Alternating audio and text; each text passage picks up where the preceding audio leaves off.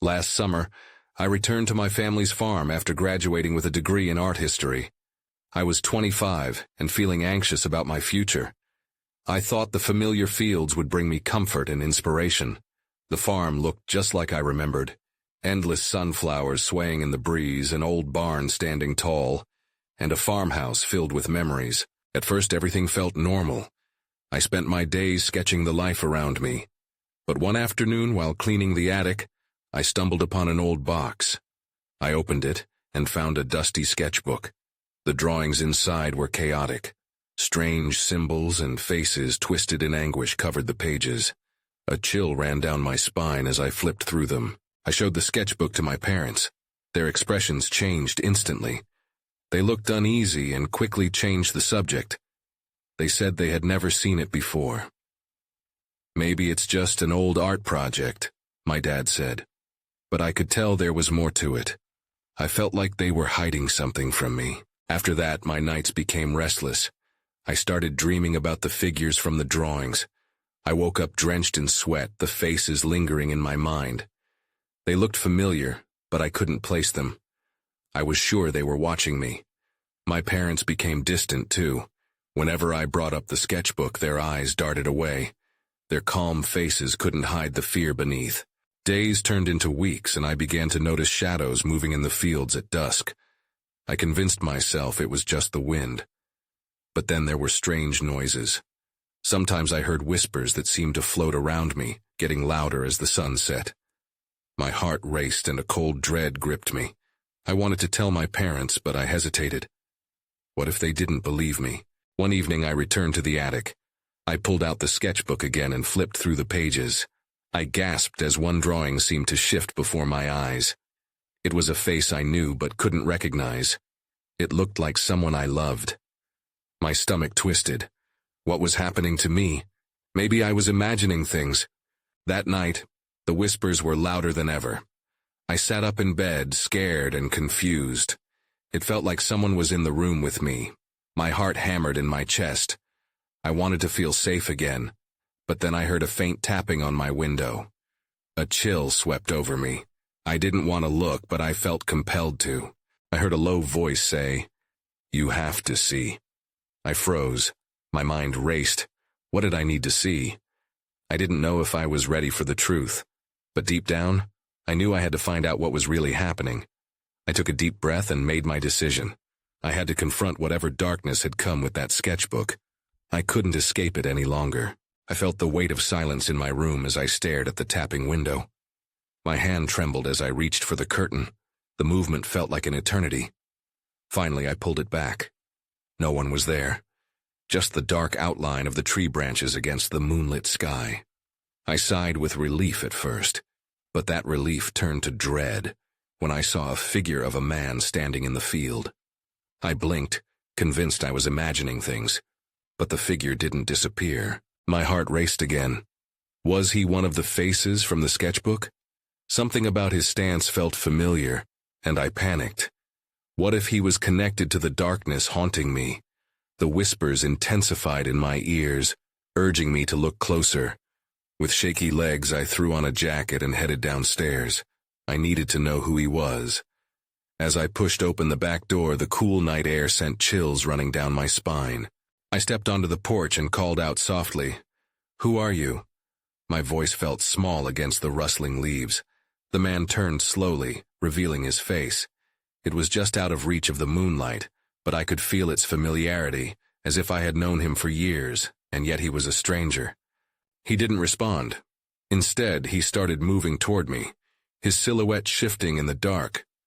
Something about the way he walked sent a shiver down my spine. I wanted to run back inside, but curiosity rooted me to the spot. Then a thought struck me. The sketchbook. I had to see if there was a drawing of him. Before I could act on this thought, I turned to head back into the house. And that's when I noticed something on the porch, a small piece of paper fluttering in the wind. I picked it up, my hands shaking as I read the words scrawled across it. "The past is not buried." I felt panic rise in my chest. What did that mean? I looked back at the figure, but he was gone. The field was empty. Unease settled in my stomach, and I rushed back into the house, slamming the door shut behind me. But as I caught my breath, I heard it again, the faint whispering now echoing through the old walls. It was as if the house itself was trying to communicate with me. I squeezed my eyes shut. This was not happening. I decided I needed to confront my parents. They were hiding something, and I had to dig deeper. I felt a pull toward the truth, but every step toward it filled me with dread. What if I wasn't ready for what I'd find? I gathered my courage and walked to their room. I knocked softly. When there was no answer, I pushed the door open. The sight before me made my blood run cold. The room was empty, but the bed was made. It was clear they hadn't slept there. Suddenly, I felt nauseous. "Where are you?" I whispered, panic bubbling up again. I decided to look around the farm. If I needed answers, I had to start now. As I stepped outside one more time, I heard the whispers grow louder. I felt eyes on me, unseen but looming. I had to keep moving. Just as I turned my back to the house, I saw it again. A flicker of the familiar figure in the distance. My heart raced as I bolted toward him, but then everything went dark. I jolted awake, gasping for breath. The darkness surrounded me, thick and suffocating.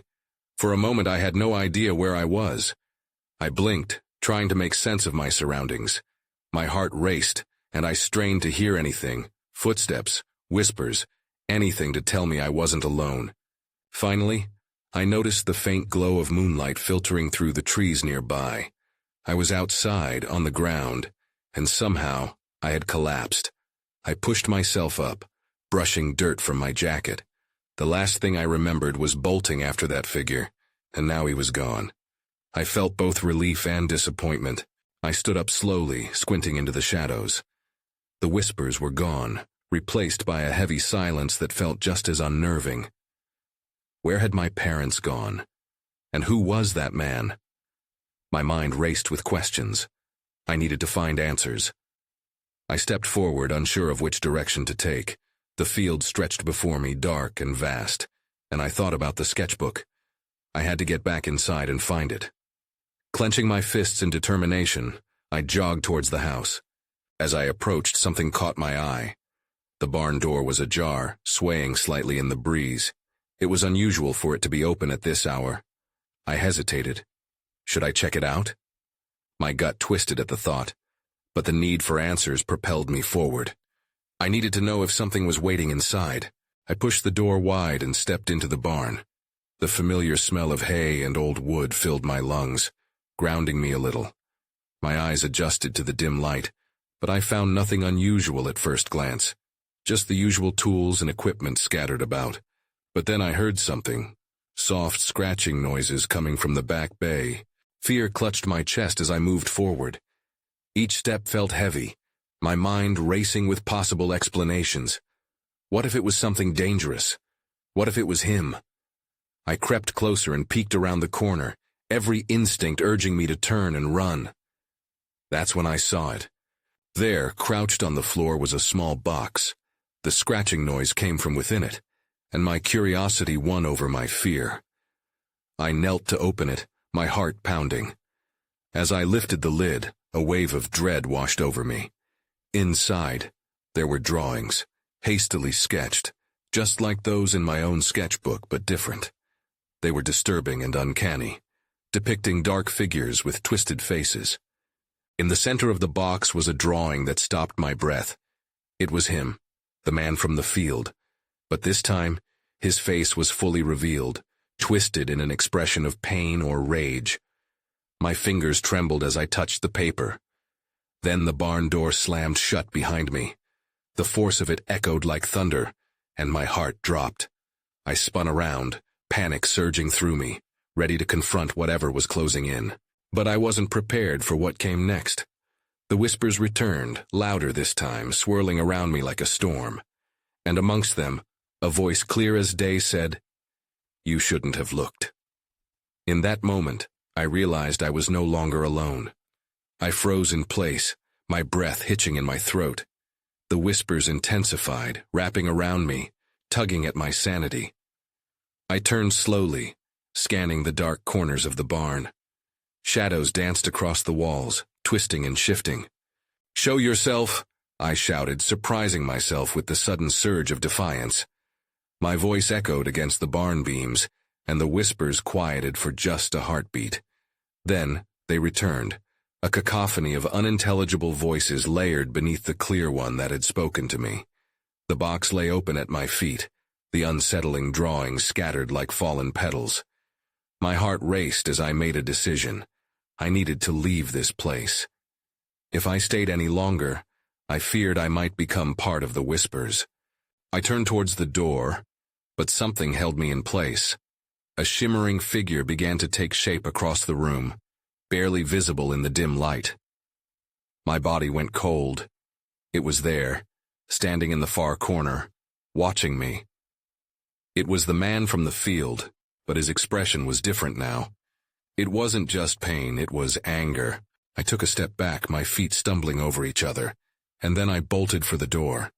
As I ran, I could feel the air push against me, as if something were trying to pull me back.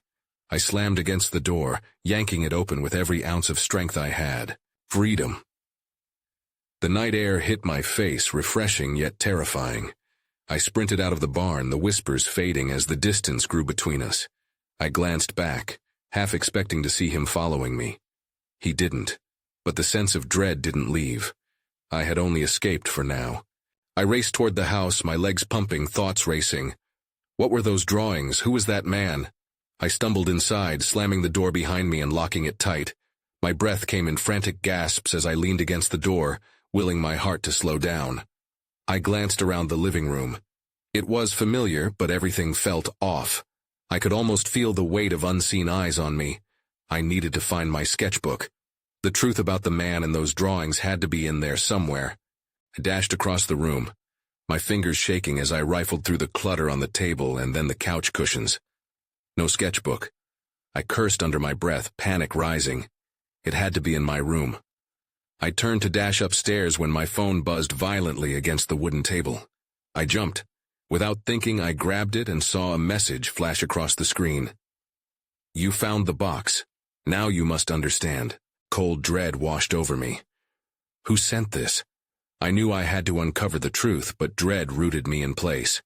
If it was true that the man was somehow connected to me, could he reach me wherever I went? Just then, a soft thud came from upstairs, pulling me back to reality. I froze again, listening intently.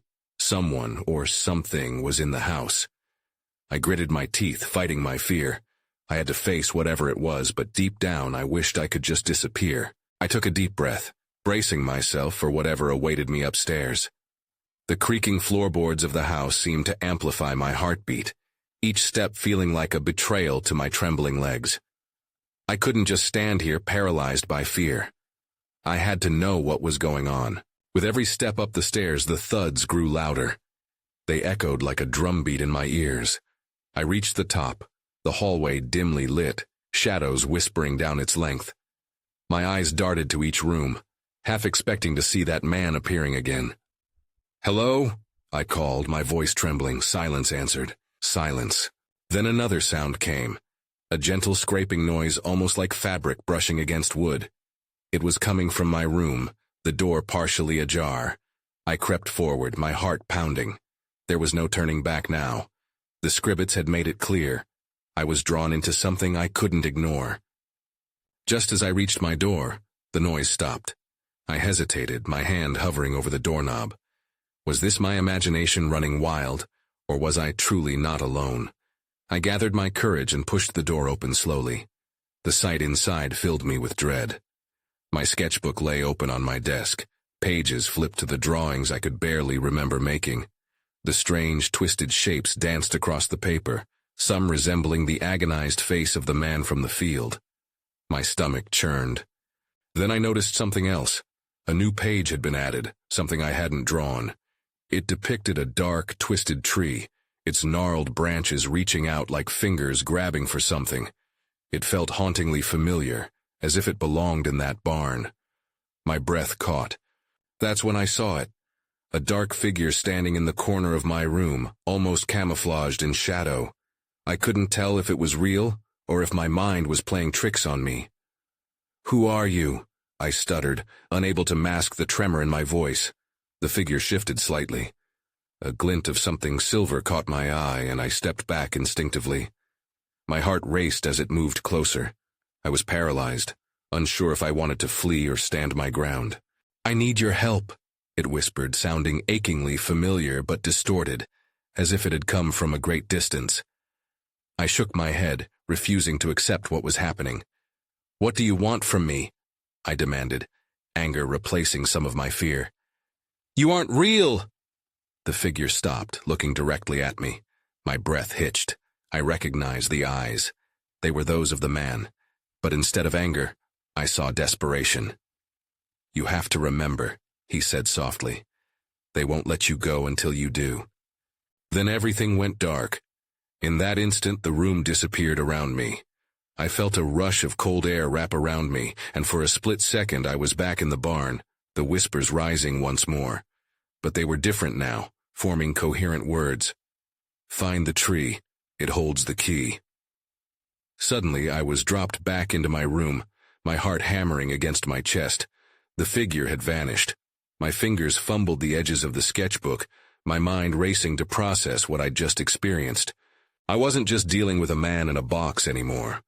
There was a connection, a deeper secret threaded through these unsettling drawings, and I was determined to find it, whether it led me to the truth or further into darkness.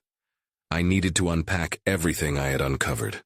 But first I had to get out before whatever haunted my room found me again. I stumbled out of my room, still shaken. The hallway felt like a different world, shadows deeper, the silence thicker. My feet carried me down the stairs, each step an echo of my panic. I needed air. I needed to think. Outside, the night air hit my face like a wave. I paused at the doorway, glancing back one last time at the house. The dark figure loomed in my mind, the desperation in its voice lingering. I had to find the tree. I made my way towards the barn, the route etched in my memory from that day. Each creak of the grass beneath my feet reminded me of the whispers that had engulfed me just moments ago. The moon provided just enough light to guide my path, but a sense of foreboding hung heavy in the air. When I reached the barn, my heart raced with apprehension. The door stood ajar, just like my bedroom had. I pushed it open slowly, the rusty hinges groaning in protest, the familiar scent of hay mixed with something else, a sharp metallic tang that sent chills down my spine. Inside, the shadows danced as the moonlight filtered through the gaps in the wood. I moved further in, looking for that tree I had seen in my drawings.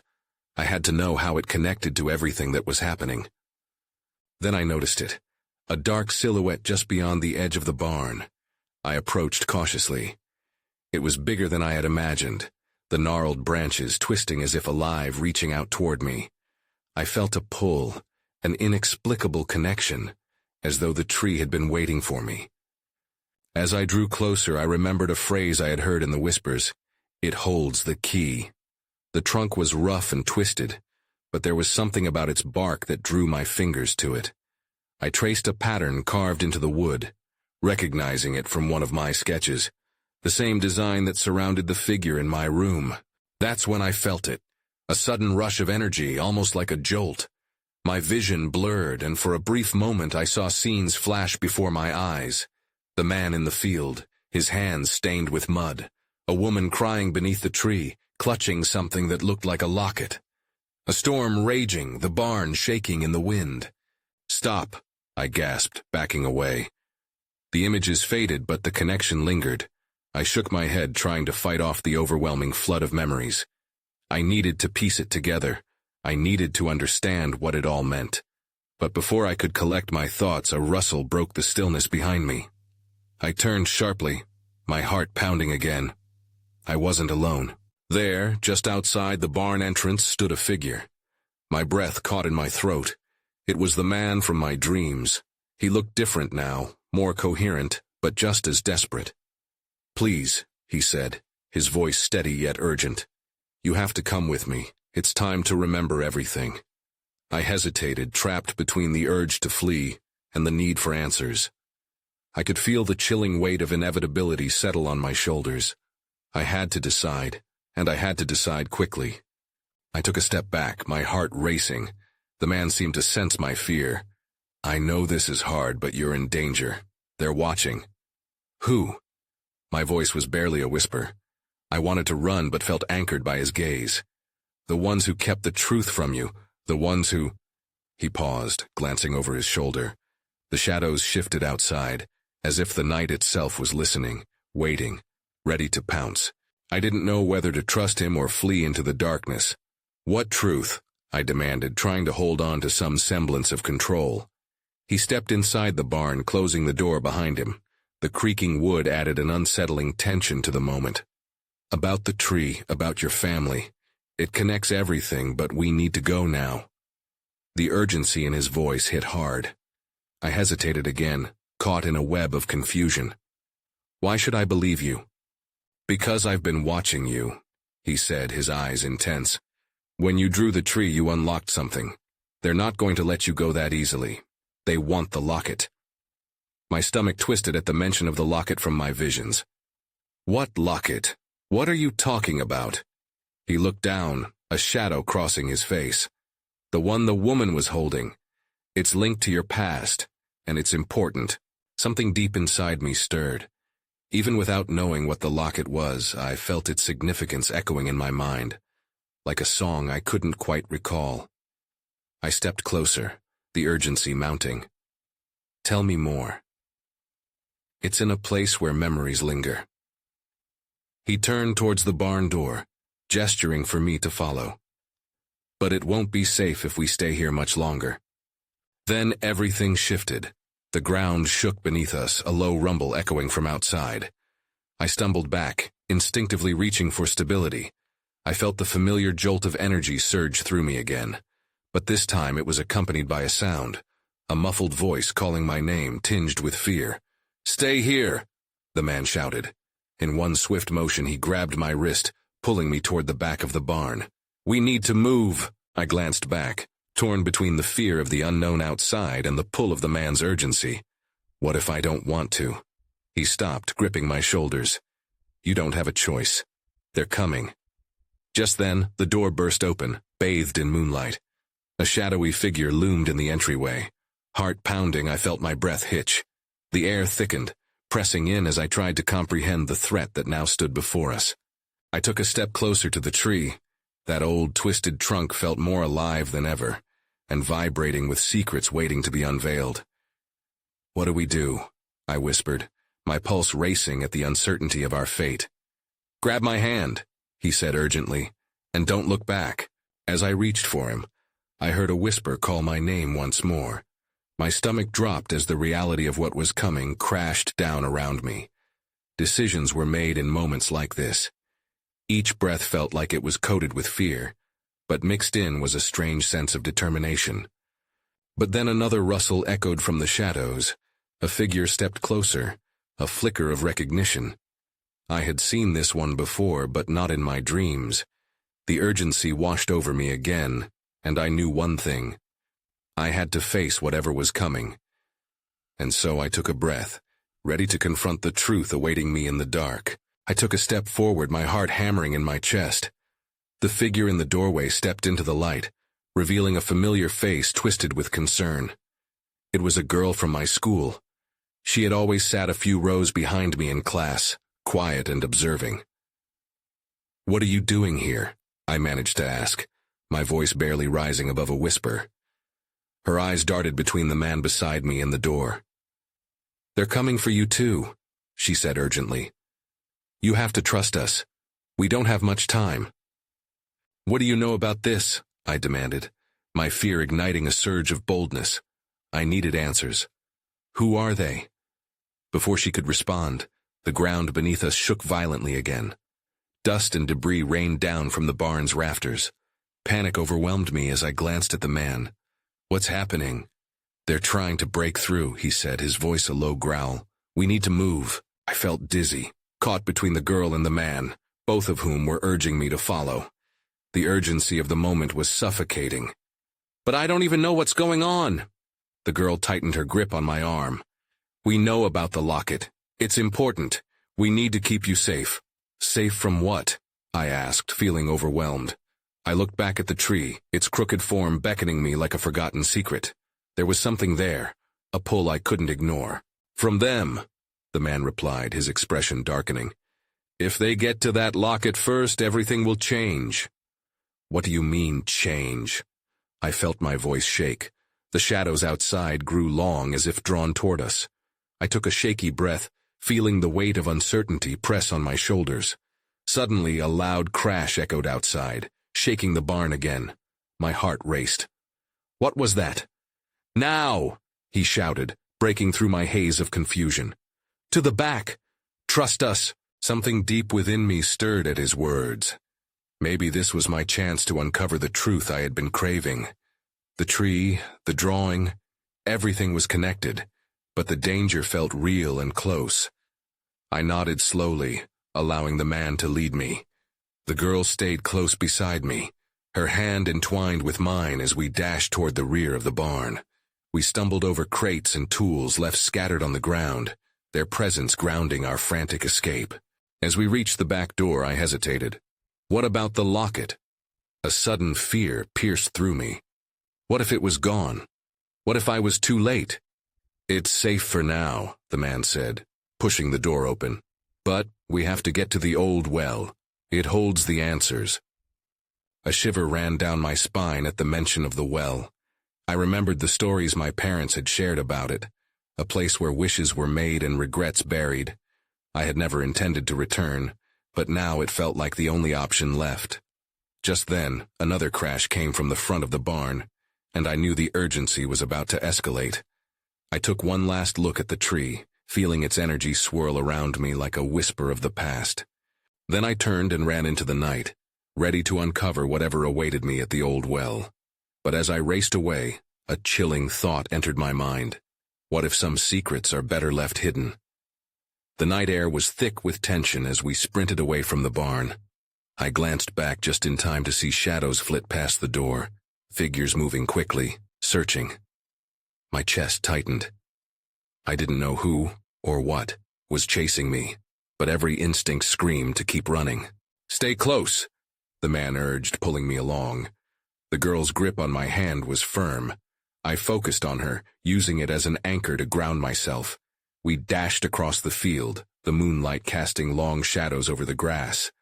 The old well was just beyond the tree line, its silhouette looming like a forgotten sentinel. I had never thought I'd be running toward it in the middle of the night, especially not with danger hot on our heels. "What do we do when we get there?" I gasped, trying to keep pace. "We'll explain everything," the man promised, though I could tell he was also trying to catch his breath. Just a little farther. Just then, I stumbled. A root caught my foot, and I fell, scraping my palms on the hard ground. Panic surged within me as I turned to see if they had noticed. The shadows seemed closer now, swirling at the edge of the field. "I can't. Go back. They're right behind us." My voice cracked with fear. The girl knelt beside me, her eyes wide. "You have to get up. We can't stop." She helped me to my feet, and I felt the urgency in her grip. "Please." We hurried toward the well, my heart racing faster than my legs could move. As we reached the tree line, I froze for a heartbeat. There, hidden among the branches, I saw something gleaming. "Look," I pointed, but fear churned in my stomach. What if it was a trap? "No, don't stop," the man urged, pulling me again. "We'll come back for it later." But the lure of the unknown was too strong. What if it was something important, something that could explain all this chaos? "I need to see what it is." With a reluctant pull, the girl let go, and I stepped toward the shimmering object. It was a piece of glass, shaped like a shard, like part of a mirror. My fingers tingled as I reached for it, but I hesitated. It felt wrong. Then the ground trembled again, this time a low rumble that sounded like it was coming from beneath my feet. The trees whispered, shadows weaving between their trunks, and in that moment, I understood. This wasn't just a hunt. It was something else entirely. I turned back toward the others, but they were already a few steps ahead. In the clearing where the old well stood, I felt a chill creep up my spine. "Come on!" the girl shouted, and I rushed forward, heart pounding in my ears. Just as I reached them, a bone-chilling scream pierced the night. The sound came from behind us. My breath caught in my throat. I didn't want to look, but I couldn't help it. Something big and dark moved among the trees, breaking branches as it advanced. "Run!" the man shouted, snapping me back to the present. We had to get to the well, but each step felt heavier as fear weighed me down. I could sense that whatever was chasing us was closing in. As we reached the well, I glanced back one last time, but it was too late. Shadows flooded the path behind us. I wasn't just running from something unknown. I was running towards something I might not survive. That thought, chilling and chillingly real, gripped my heart as we stumbled into the heart of the night, the old well in front of us. What mysteries awaited below? And were they darker than those we were fleeing? The old well loomed before us, an ancient structure woven into the fabric of our family's history. I remembered my parents telling stories about it, how generations had whispered wishes into its depths. But the atmosphere now felt charged with foreboding. The air was thick, and a sinister whisper lingered at the edges of my consciousness. "Is it safe?" I managed to ask between breaths, stealing glances over my shoulder. The shadows were closing in, their shapes shifting like breath in the night. I could no longer separate my fears from the murmurs that echoed around us. "They won't follow us in if we can reach the bottom," the man said, urgency coursing through his voice. "Trust me, it's our best chance." I hesitated, looking into the well's darkness, feeling its depth pull at my very soul. I wanted to trust him. My instincts told me he would protect me. A growl echoed from the tree line, sending chills down my spine. "Go," urged the girl, pushing my shoulder with gentle desperation. Real fear burned in her eyes. I didn't want to linger any longer in the shadows. I caught the glint of moonlight against the stone as I stepped toward the edge, anxiety coiling within me. The darkness, seemingly infinite, stretched below. "What do we do?" My voice came out shaky, but determination edged in. "I'll lower you down," the man said, already crouching next to the well. "You'll tell us when to stop." With an anxious nod, he cupped my waist and I steadied myself, gripping the rough stones as I was lowered into the darkness. The cold air enveloped me, pulsating with an inexplicable energy. "Stop!" I yelled, as the light above me began to fade. I could hear the whispers again, their tones shifting, mellow, spoken in unison as they beckoned, entwining with my very essence. That same familiar feeling surged through me. It was as if they were calling me home, or warning me away. "Hold tight."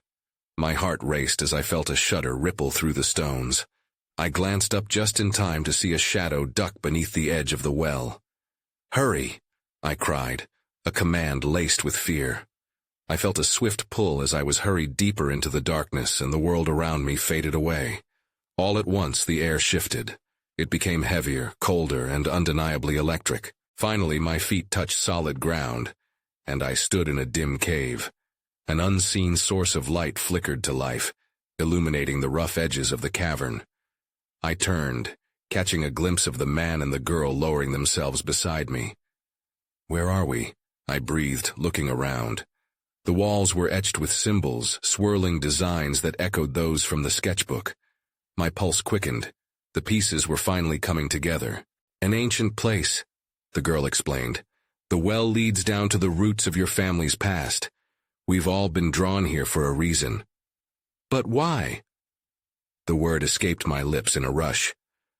"What does this have to do with the locket or the man in the field?" "I can show you," he said, "but you have to be willing to face what you find." Just then, a rumbling echoed from above, shaking loose a few stones from the ceiling. Anxiety gripped my chest. Time was running out. "Listen," she said, stepping closer. "You have to find the memories buried here, the truth that's intertwined with those drawings and the man's fate. The locket isn't just any treasure. It's a part of all this." "The locket," I murmured. It felt like a forgotten beat in a song, something I should know but couldn't quite grasp. "Where is it?" Their faces were serious, urging me on. "We believe it's nearby," the man said. "Follow the symbols. They lead to the heart of this place, To understand, we first have to confront everything left unsaid. From deep within the caverns, whispers grew louder, a chorus of voices clamoring for attention. I shivered, realizing these were the lost ones, the ones that had haunted me from the pages of the sketchbook. But my fear began to curtail itself. It was replaced with a sense of purpose, a desire to uncover the connections that tied my family to the darkness. "Lead the way," I said, eyes hardening with resolve. Together we ventured deeper into the cavern, weaving through symbols carved into the walls, the air thick with anticipation. The whispers seemed both foreign and familiar, and as we progressed, they transformed into a singular voice, a voice that felt just like mine, but echoing with a nostalgia I couldn't place. As we turned one final corner, the light brightened, revealing an altar-like formation, a pedestal with a softly glowing object resting atop it. "There it is," the girl breathed, stepping forward with awe. The locket glimmered under the light, exuding an intensity that felt like a heartbeat. "This is it," I said, stretching toward it. Just as my fingers brushed the surface, the whispers crescendoed, a notification that something was awakening. Then everything went cold. A surge of energy washed over me, blinding and visceral. My surroundings vanished beneath a swell of memories. I saw fleeting images, the man in the field, the woman crying under the tree, my parents, smiling yet haunted. Connections tightened like threads, weaving in and out until all became a single chaotic moment. Then, darkness. When I blinked back into the world, I was standing again at the altar. But everything had changed. The shadows seemed to linger at the edges of my consciousness, watching, waiting. "Are you all right?" the man asked cautiously. "I don't know," I admitted, feeling the weight of the locket in my hands. "What happens now?" The girl exchanged worried glances with him. "Now we have to decide. Will you confront what's been buried along with your family's past?" I swallowed nervously. I realized the shadows hadn't been just haunting me. They were part of this unraveling, a mix of natural fear and unhealed wounds reaching back to the surface. "Let's do it," I said, words echoing with newfound conviction. "I'll face whatever this is, no matter how dark. I have to know." The man nodded with a sad but hopeful look, and as I lifted the locket closer, a pulsing warmth spread through my fingers, and the whispers quieted. Life began to dance back into the darkness. It would not end here. The secrets of the past were poised to untangle the webs they had woven all this time. I took a breath, knowing that whatever lay ahead would bring answers, closure, and perhaps even liberation from the chains I had inherited. Behind me, the well stood silently, shadows lingering still. But this time I would no longer run from them. I was ready to explore my family's legacy, the fear, the secrets, and eventually, perhaps, the freedom. As the echoes of the past began their final dance around me, the future felt uncertain yet sparkling with potential. Maybe in understanding I could transform the darkness into art, a narrative I could finally own. And maybe, just maybe, that was the true significance of the locket.